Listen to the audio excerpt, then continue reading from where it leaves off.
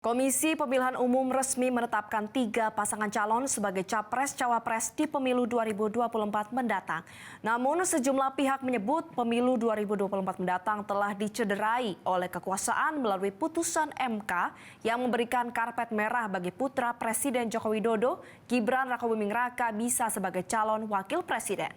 Di tengah kontroversi kegaduhan politik yang terjadi, apakah negara benar-benar bisa netral pada gelaran pemilu 2024 mendatang?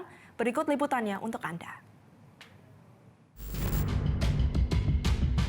Pesta demokrasi pemilihan umum presiden yang diikuti 3 pasangan calon presiden dan wakil presiden seharusnya menjadi ajang adu gagasan dan program, menjadi ajang kandidasi kepemimpinan yang mencerahkan, bukan memuramkan iklim demokrasi.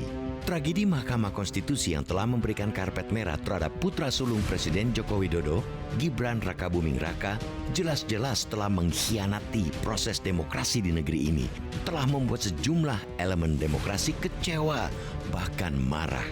Pemilu yang seharusnya sebagai sarana kompetisi yang sehat dan membahagiakan telah tercederai dan malah menjadi ajang pesta demokrasi 5 tahunan yang menakutkan dan menyeramkan.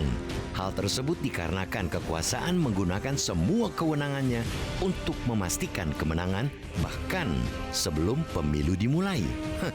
Rakyat tentu berharap aksi culas semacam itu tidak lagi diduplikasi pada tahapan-tahapan pemilu berikutnya. Terutama bagi para kandidat diharapkan bersaing secara sehat, bertarung bersama-sama dengan cara yang lebih mengedepankan keadaban.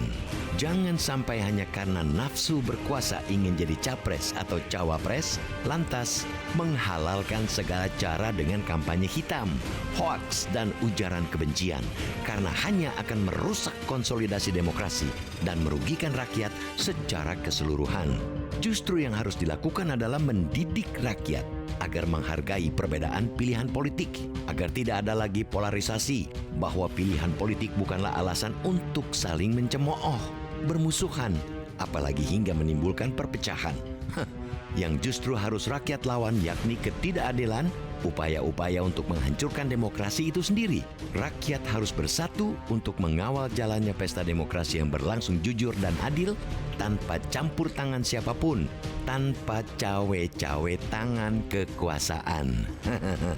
Pemerintah seolah gagal menciptakan iklim kompetisi politik yang sehat, tidak mampu untuk menyediakan level of playing field yang sama.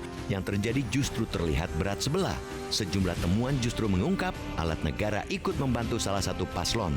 Untuk itulah harapannya bertumpu pada penyelenggara pemilu untuk menegakkan hukum, terutama Badan Pengawas Pemilu untuk bertindak cepat bila ada sesuatu yang bertentangan dengan nilai-nilai keadilan, bertentangan dengan netralitas dan nilai-nilai peradaban demokrasi. Apalagi pasangan calon telah ditetapkan, tidak ada lagi alasan bagi Bawaslu untuk lepas tangan ketika ada pelanggaran seperti selama ini dengan berlindungan pada klausul belum adanya penetapan paslon.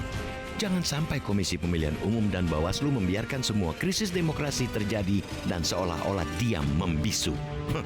Jika itu yang terjadi akan membuat publik semakin tidak punya harapan sehingga potensial mencari saluran keadilan lainnya dengan turun ke jalan. Mari cegah itu terjadi. Jelajahi cara baru mendapatkan informasi. Download Metro TV Extend sekarang.